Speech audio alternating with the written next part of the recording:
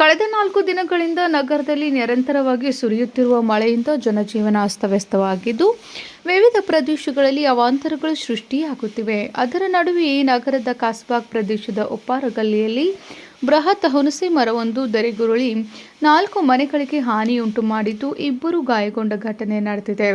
ನಿರಂತರ ಮಳೆಯ ಪರಿಣಾಮ ಏಕಾಏಕಿ ಬೃಹತ್ ಹುಣಸೆ ಮರ ಉರುಳಿ ಬಿದ್ದಿದೆ.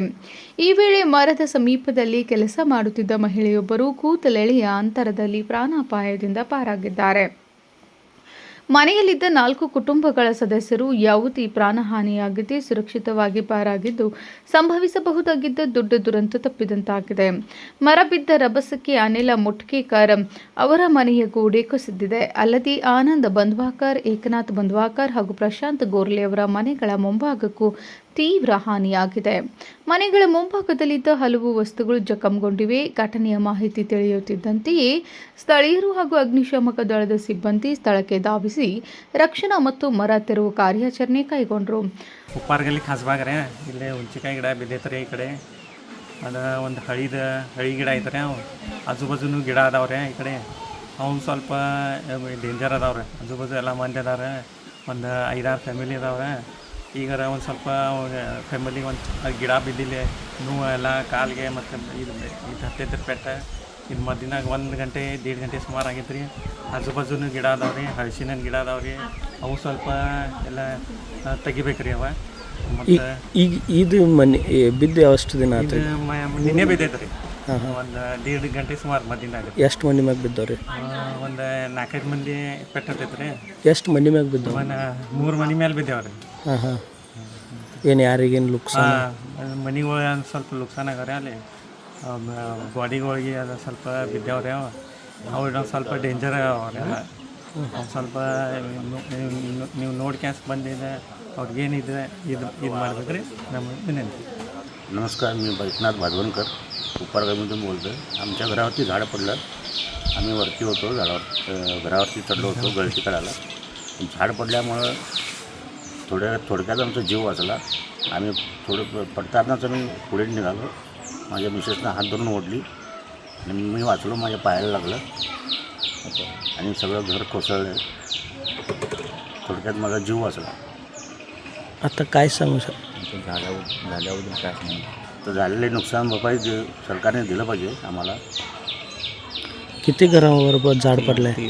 3 घरावरती झाड पडले. लय मोठे झाड? हा, मोठं झाड, चिंचेचं फार मोठं झाड आहे. हां, आणि तुम्ही आता याच्यामध्ये बघू शकता केवढं मोठं झाड आहे ते. तर सरकारनं आम्हाला नुकसान भरपाई द्यावी 3 घरांना, ही आमची मागणी आहे. घर खूप गळत होतं काल, त्याच्यासाठी म्हणून आम्ही दोघं वरती चढलेलो आणि ते रिपेरी करत असताना अचानक झाड पडायचं दिसलं आम्हाला.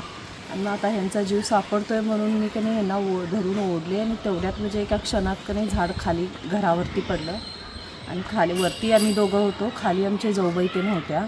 दोघांचाही जीव म्हणजे ह्याच्या नशिबानं वाचला. कधी झाले? काल दुपारी 1 वाजता झालं.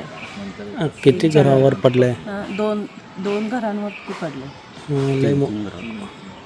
लय मोठं झाड आहे. हां, मोठं झाड आहे, भरपूर मोठं आहे. आणि कसं काय थोडक्यात जीव वाचला आमचा. आणि मिस्टरांच्या पायाला पण आमच्या लागलं आहे आमच्या. आणि आता मी दवाखाना औषध पाणी करून काल रेस्ट घेतली. आता गव्हर्नमेंटला काय सांगू सर? काय आता ह्याची काय आमचं हे झालं असेल, घर पण जुनं होतं आणि त्याचं रिपेरी करण्यासाठी म्हणून चढलेलो आम्ही आणि असं झालं. ह्याची काहीतरी सरकारनं ह्याची नुकसान भरपाई द्यावी आम्हाला. पहिला म्हणजे मी धुत होतं, धुताना की नाही ते एकदम भिंतीचा आवाज आला. मला जोरात आवाज आलेल्याबरोबर मी उठलो नाही. त्या साईडला पाठीमागे पडलो. मी पडल्यानंतर मला उठायलाच आलं नाही. हां, मग ते टायमिंग 1 वाजून 5 मिनिटां का 10 मिनिटांनी झालं बघा. ते पुरंच सगळं पडलं आहे आमचं. कुणाचं घर हे झालं आहे? हे आमचं एक झालं आहे, ते बाजूला एकनाथ भादवनकर आणि आमचं हे अनंत भादवनकर. आणि ह्यांचं त्याचं नाव काय प्रशांत नाही, प्रशांत गोरले. तिघांचं झालंय बघा. आमचं जास्त झालंय. कुणाला काय जखमी? त्यांना एकनाथजींना जरा पायाला लागले, पत्रे लागले. हां. आणि मी तर पडलो, म्हणजे मला मी अजून दवाखान्याला गेलो नाही. आता जायचं मी ठरवलं बघा. हे कधी झालं मावशी? काल 1:10 आणि कुणाला काय मार वगैरे जास्त लागला नाही. आम्ही 3 जणच होतो घरात.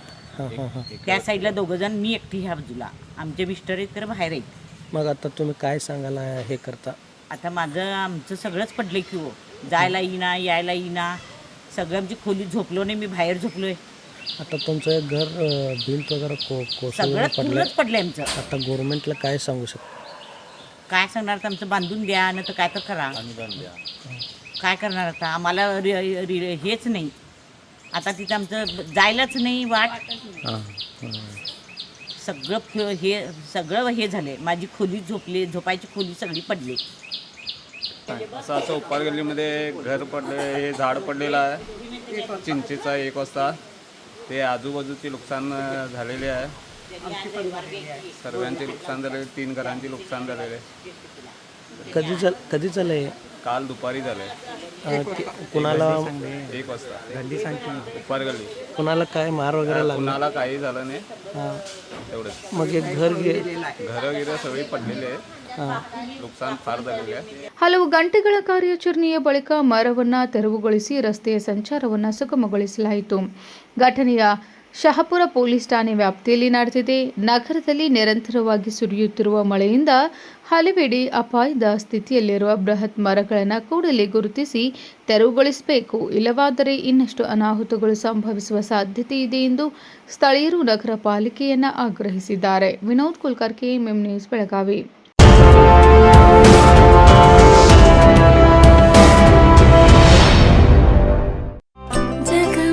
ಜಗಮಗ ಹೊಳೆಯುವ ಕಣ್ಣುಗಳು, ಹೃದಯದಿ ಹರುಷದ ಅಲೆಗಳು. ಬಂದಿದೆ ಶುಭಗಳಿಗೆ, ಪ್ರೀತಿಯ ಗಳಿಗೆ, ರೇಷ್ಮೆಯಲ್ಲಿ ಸುತ್ತಿದ ಸ್ವರ್ಣಗಳಿಗೆ. BS Channabasappa and Sons, The Textile Mall, Tilakwadi, Belagavi.